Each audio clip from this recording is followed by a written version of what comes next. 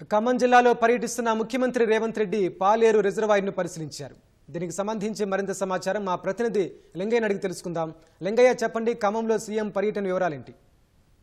వెంకటేష్, ప్రస్తుతం ఖమ్మం జిల్లాలో ముఖ్యమంత్రి రేవంత్ రెడ్డి పర్యటన కొనసాగుతుంది. కాసేపటి క్రితం పాలేరు చేరుకున్న ముఖ్యమంత్రికి జిల్లా మంత్రులు స్వాగతం పలికారు. ఆ తర్వాత పాలేరు రిజర్వాయర్ ను ముఖ్యమంత్రి రేవంత్ రెడ్డి మంత్రులు పరిశీలించారు. అనంతరం సాగర్ ఎడమ కాలువకు సంబంధించిన ఈ వరద కోతకు గురైన సాగర్ ఎడమ కాలువను పరిశీలించారు. ఆ తర్వాత పాలేరు రిజర్వాయర్ ను కూడా పరిశీలించారు. అధికారులను అడిగి తెలుసుకున్నారు. అంచనా ఎంత ఉంటుంది, నష్టం ఎంత జరిగి ఉంటుంది, పాలేరు రిజర్వాయర్ కు వరద పోటు ఎలా వచ్చింది, గతంలో ఎట్లా ఉంటుంది, ప్రస్తుతం వరద పోటు ఇంకా రానున్న రోజులు ఎట్లా ఉంటుంది, వరదల తీవ్రత ఇలాగే ఉంటే ఎట్లా ఉంటుంది అన్న అంశాలను కూడా అధికారులతో ఆరాధిస్తారు. ఆ తర్వాత అక్కడి నుంచి పాలేరు నియోజకవర్గంలోని ఖమ్మం గ్రామీణ మండలానికి బయలుదేరారు. మరి కాసేపట్లో కరుణగిరికి చేరుకుంటారు. కరుణగిరి మున్నేరు ముంపు బాధితులను పరామర్శిస్తారు. అదేవిధంగా ముంపు బాధితుల కష్టాలను కూడా ముఖ్యమంత్రి అడిగి తెలుసుకోనున్నారు. సాయికృష్ణ నగర్ కాలనీ, అదేవిధంగా ఈ కాలనీలో పర్యటించిన తర్వాత మళ్ళీ ఖమ్మం నగరం చేరుకుంటారు. అక్కడ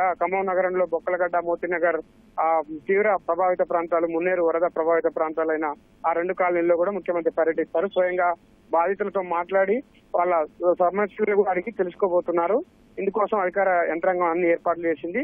ఆ తర్వాత జిల్లా కలెక్టరేట్ కు ముఖ్యమంత్రి చేరుకున్న తర్వాత ఉమ్మడి ఖమ్మం జిల్లాతో పాటు వరంగల్, మహబూబ్ నగర్ జిల్లాల అధికార యంత్రాంగంతో కూడా సమీక్ష జరపనున్నట్టు మనకు సమాచారం ఉంటుంది. ఇందుకోసం ఉమ్మడి వరంగల్ జిల్లాలకు సంబంధించిన అధికార యంత్రాంగం, జిల్లా కలెక్టర్లు, అదేవిధంగా ఎస్పీలు కూడా ఖమ్మం చేరుకున్నారు. ఈ భద్రాద్రి జిల్లా, అదేవిధంగా ఖమ్మం జిల్లా, ఈ రెండు జిల్లాలకు సంబంధించిన అధికార యంత్రాంగం కూడా ఖమ్మం చేరుకున్నారు. ఖమ్మం కలెక్టరేట్ లో అధికార యంత్రాంగంతో ముఖ్యమంత్రి మొత్తం సమీక్ష సమావేశం చేస్తారు. ఇవాళ రాత్రి కూడా ఖమ్మంలో బస చేస్తారని చెప్పి సమాచారం అందుతుంది. అయితే ఇంకా అధికారికంగా మాత్రం ముఖ్యమంత్రి ఎక్కడ బస చేస్తారా లేదా అన్న విషయం మాత్రం ఇంకా అధికారికంగా ఖరారు కావాల్సింది. వెంకటేష్, ధన్యవాదాలు లింగయ్య.